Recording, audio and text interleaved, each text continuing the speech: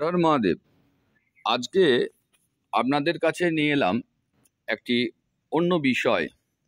দেখুন, টাকা পয়সা জীবনে বাঁচতে গেলে সকলেরই কম বেশি দরকার। সেই নিয়েই আপনাদের কাছে একটি প্রতিবেদন নিয়ে এলাম, যেটা আমার হিসাব অনুযায়ী আমি দেখেছি করে, এবং আমি দীর্ঘ 10 বছর আমি অ্যাস্ট্রোলজিতে অ্যাপ্লাই করে দেখেছি, তাতে লাভবান হয়েছেন। তো সেই কারণেই আপনাদের সঙ্গেও এলাম এই ব্যাপারটা জানাতে। টাকা পয়সা কিভাবে আসবে? তো টাকা পয়সা অ্যাকচুয়ালি আমাদের যে যা কিছু হয়, ইনকাম বলুন, কষ্ট বলুন, দুঃখ বলুন, সব কিছুই, সমস্যা বলুন, সবই কিন্তু গ্রহের আন্ডারে, কেউ মানুন বা না মানুন। যখন আমাদের কোনো খারাপ গ্রহ, অর্থাৎ গ্রহ তো কোনো দিন কারোর খারাপ হয় না, মানে তার পজিশন, সে কোথায় বসে আছে সেই অনুযায়ী তার খারাপ হয়। মানে উদাহরণস্বরূপ ধরুন, আপনাকে আমি বলছি, আমি একটা লোক, খারাপ বা ভালো কিভাবে বিচার হবে? যদি আমি কোনো খারাপ জায়গায় যাই, খারাপ জায়গায় বসি, খারাপ জায়গায় খারাপ সঙ্গ আমার সঙ্গে থাকে, তখন সেই মানুষটার বিচার হবে যে এই লোকটি খারাপ। ঠিক একইভাবে গ্রহরও তাই। আমাদের দেখবেন 12টা ঘর আছে ছকে, তাই তো? সেটা আমরা বোর্ডে বুঝিয়েছি, ক্লাসে দেখিয়েছি। তো সেই 12টা ঘরের মধ্যে কোন ঘরে আপনার বসছে সেই গ্রহ, তার উপর ডিপেন্ড করছে। বৃহস্পতি দেবগুরু, একদম ঠিক। দেবগুরু মানে কি সকলকার ক্ষেত্রে ভালো না? যার যার ভালো গ্রহে, অর্থাৎ ভালো ঘরে তাদেরই বসবে যারা ভালো প্রারব্ধ কাজ ভালো আছে, তাদের ক্ষেত্রে দেখবেন ভালো ঘরে বসেছে। কারুর কারুর খারাপ ঘরে বসেছে, কেন? প্রারব্ধ কাজ তাদের খারাপ আছে। তাহলে সেইটা রিকভারি করব কি করে? এরপরে আমাদের যে জীবনটা চলছে, আমরা সেইখানে যদি আমরা ভালো কাজ করি, অটোমেটিক সেই গ্রহটা তখন প্রসন্ন হবে। প্রসন্ন হওয়ার পর আমাদের কিন্তু ভালো রেজাল্ট দেবে। এই গ্রহ চলছে আবার কার আন্ডারে? নক্ষত্র। মানে মেন প্রিডিকশন কিন্তু আমাদের নক্ষত্র ধরে। এই নক্ষত্র বিচার আপনার মহাভারত থেকে হয়ে আসছে। দেখবেন মহাভারতেও দেখবেন আমাদের যে দ্রৌপদীর বস্ত্রহরণের আগে যে সমস্ত তাদের সভা হয়েছিল, তাতে কিন্তু নক্ষত্রের কথাই আলোচনা করা ছিল। তো যাই হোক, সেই নক্ষত্র ধরে আমাদের আজকের আলোচনা হচ্ছে। আপনার যে সেকেন্ড হাউস, তো সেকেন্ড হাউস থেকে আমাদের অ্যাকচুয়ালি ইনকামটা হয়। তো সেই সেকেন্ড হাউস অর্থাৎ দ্বিতীয় ঘর, দ্বিতীয় ঘরটি কার? যেমন ধরুন, আমি যদি ধরি কর্কট, তো কর্কট রাশি বা লগ্নের সেকেন্ড হাউস হচ্ছে কি? সিংহের ঘর। তো সিংহ রাশির আপনার যে বার্থ চার্ট, সেটা আপনি অ্যাস্ট্রোসেজ বা যে কোনো এক জায়গা থেকে বের করে নেবেন। তাতে আপনি দেখতে পাবেন যে সিংহ রাশি অর্থাৎ রবি, রবি কোন নক্ষত্রে বসে আছে। সাপোজ রবি নক্ষত্র আপনার হস্তা নক্ষত্রতে বসেছে। এই রবির যে হস্তা নক্ষত্র, তার ঠিক আগের নক্ষত্রটি আপনাকে বের করে নিতে হবে। এই কারণেই দেখুন, আপনাদেরকে দেওয়া হয়েছিল আগের দিন যে নক্ষত্র একটা চার্ট দেখবেন দিয়ে দিয়েছি।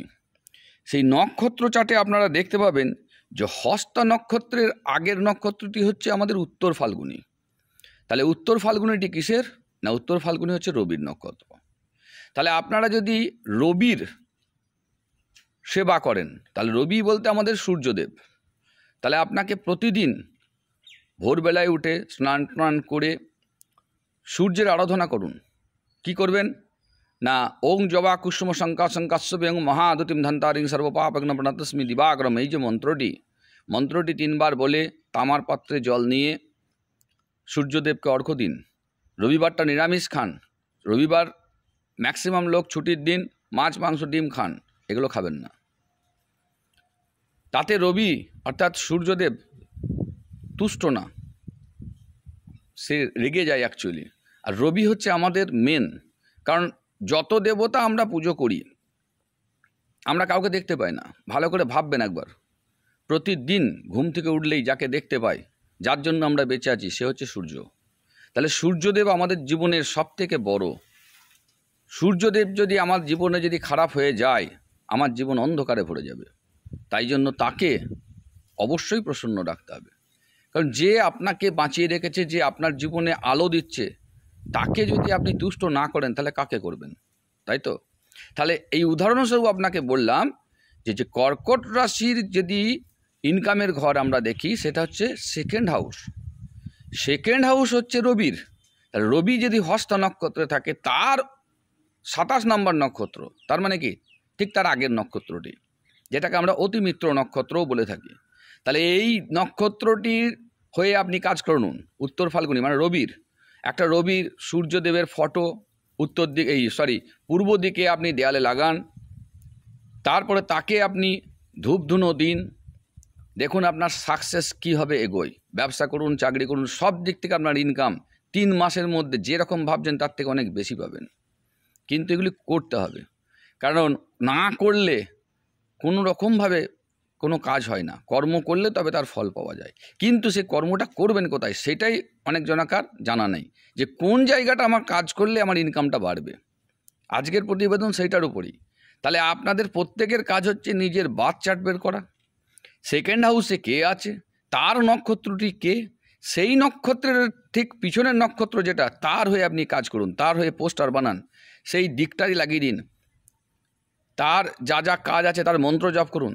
দেখুন আপনারা মিরাকেল রেজাল্ট পাবেন। যদি কারোর লোন থাকে, সব লোন শোধ হয়ে যাবে, তারপরেও আপনার ইনকাম এত বাড়বে, আপনি মানে ব্যাংক ব্যালেন্স প্রচুর বেড়ে যাবে। শুধু করে দেখুন, তারপরে যা হচ্ছে আমাকে কমেন্টে জানান। তো যাই হোক, চ্যানেলটি ভালো লাগলে অতি অবশ্যই সাবস্ক্রাইব করুন, লাইক করুন, বেশি বেশি করে শেয়ার করুন। এইটাকে নিয়ে আরও একদিন আমি আসবো, বোর্ডে বোঝাবো যে কীভাবে কী হচ্ছে। যেটা বোঝালাম আশা করছি আপনারা বুঝতে পেরেছেন। যদি বুঝতে না পারেন সেটাও কমেন্টে লিখে পাঠান।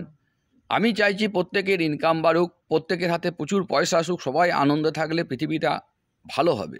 আমি শুধু আনন্দে থাকবো, পাশাপাশি লোক আনন্দে থাকবে না, সেটা তো হয় না। আর আনন্দ আমাদের আসে কোথা থেকে? ইনকাম থেকে। যদি মানুষের ইনকাম প্রচুর হয়, দেখবেন সংসার পরিজন সকলকে নিয়ে আনন্দে কাটাতে পারবেন, তখন মনে একটা প্রসন্ন হবে। সেই জন্য এই দিকটায় একটু জোর দিন, একটু চেষ্টা করুন। দেখুন আপনার হয়ে আপনি যার জন্য চেষ্টা করছেন, সে কিন্তু আপনি যদি 1 পায়ে গোন, সে দেখবেন আপনার কাছে 10 পায়ে গিয়ে আসছে। তো আজকে আর বেশি বড় করছি না। ধন্যবাদ। হর হর মহাদেব।